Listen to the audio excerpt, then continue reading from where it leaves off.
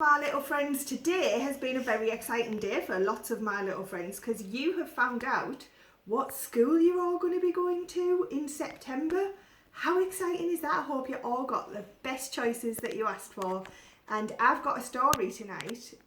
Granny Smith is going to read Once Upon an Ordinary School Day, and it's all about school. So it's an exciting book for a special day that you've heard this great news today. So I hope you have got good news.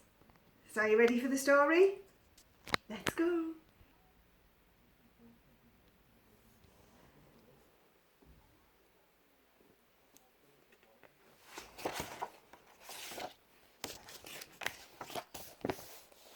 Once upon an ordinary school day.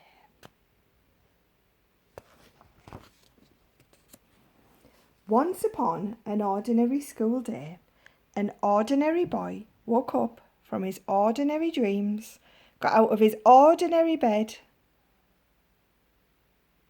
had an ordinary pee,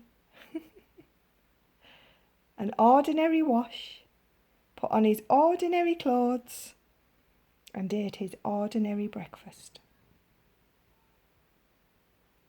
The ordinary boy brushed his ordinary teeth, kissed his ordinary mum goodbye, and set off for his ordinary school.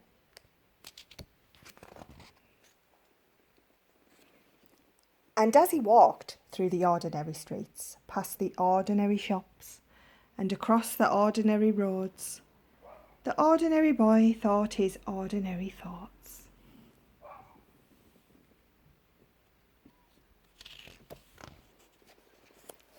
And when he reached the ordinary school, the ordinary boy had an ordinary game of football with his ordinary friends until the ordinary school bell rang. The ordinary boy went to his classroom and sat in his ordinary desk. Then something quite out of the ordinary happened.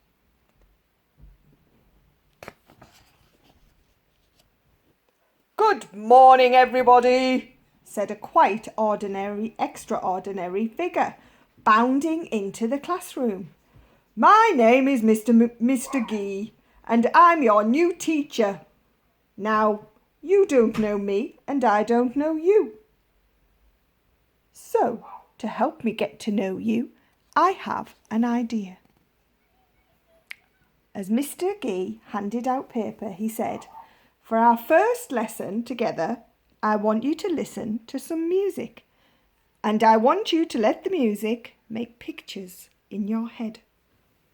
Is that clear?"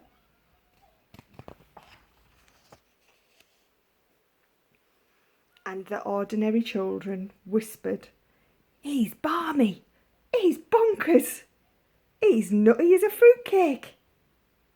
What's he on about? Pictures, music?" And Mr. Gee said, "Shh, just close your eyes, open your ears and listen."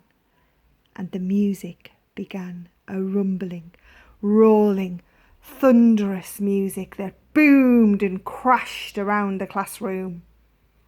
Suddenly it stopped, and Mr. Gee said, "Tell me what the music made you think of." One girl shouted, "Stampeding horses." Someone else said, "No, it was racing cars." And the ordinary boy said, "I saw elephants, sir, and there were hundreds of them." "Yes," laughed Mr. Gee. "Isn't it wonderful? Now, I want all of you to put what you hear on paper and start writing." And as the music swooped and grew and danced and dived once more, the ordinary boy began to write. He used words he didn't fully understand, and his story made no sense, but it didn't matter, and he didn't care, and he wrote as fast as he could, but it would never be fast enough. There was just too much to say. It was as if a dam had burst in his head, and the words just came flooding out.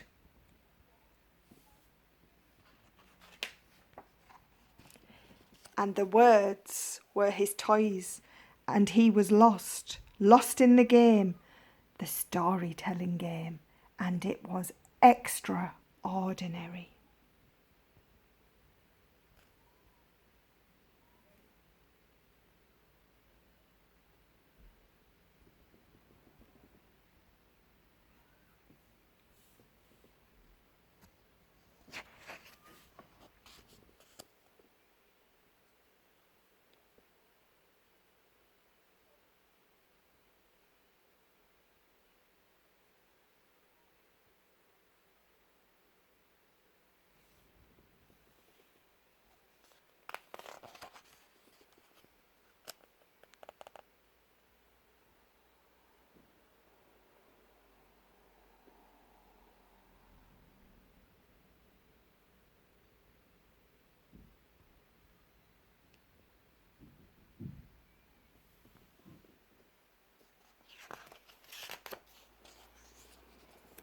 And the other children? Some wrote about giants, and some wrote about magic. Some wrote of brave girls, and some of brave boys. Some boys had lightning-shaped scars on their foreheads. Some just made up stuff because the music didn't mean anything to them. And Pauline Crawford read the Beano. Some wrote stories they thought would please the teacher, and some became heroes and some became villains, and some thought the whole thing was silly, and Billy Pearson fell asleep. "Perchance to dream," said Mr. McGee. At the end of that extraordinary school day, the ordinary boy saw Mr. Gee, getting into his car. "Sir," said the ordinary boy, "that was the best lesson ever. I've never felt like that before. It was like magic."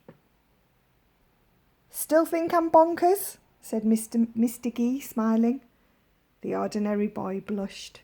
"I can't wait to read your story tonight," said Mr. Gee. "See you tomorrow."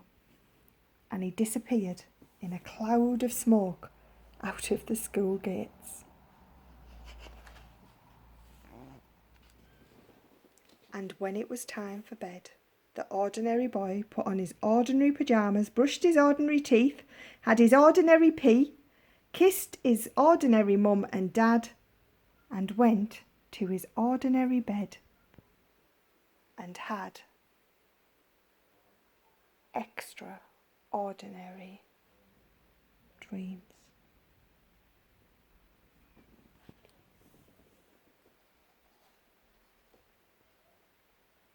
Good night, my little friends.